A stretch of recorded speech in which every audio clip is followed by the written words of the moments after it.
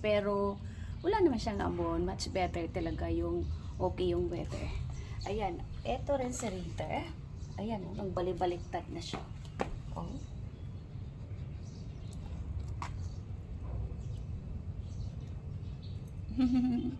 Very good, Rita. Pero ayaw niyan minsan magpakuha ng video. So, thank you so much nga pala sa mga silent viewers ko dyan. Thank you so much.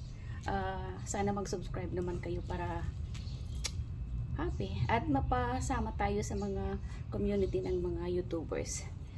Isa yun sa mga kailangan ng mga nagbablog, yung subscribe, like, comments. Isa yung bagay sa mga katulad namin na nag-uumpisa bilang isang YouTuber.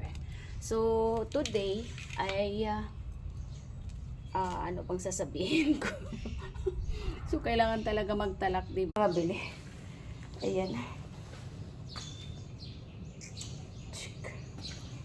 Mas decoration like ito. Yan o, ganda di ba guys? Nice di ba? Ganda.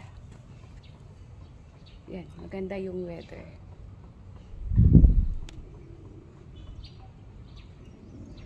Grabe, super araw.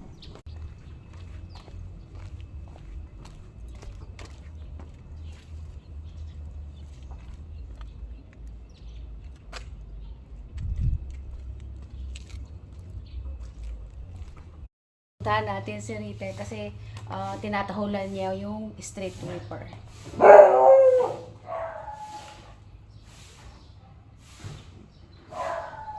Natahulan niya guys. Asan na rin? Ayan. Tinatahulan niya yung street sweeper. Gusto niya makipaglaro doon sa tao. May trabaho naman kasi. So ayan, mukhang makulimlim na naman ulit guys. At si Rita ay naghihintay, ano?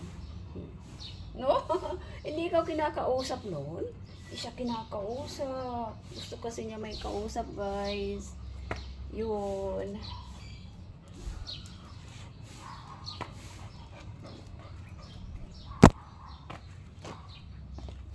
Ito dito ay nilinisan ko kahapon. Ayan, medyo umano nga siya. Please subscribe, like, and comments para naman updated kayo sa aking mga videos. Lahat ay mapapanood na nyo na nagtutok ako guys. Thank you so much and have a great day everyone.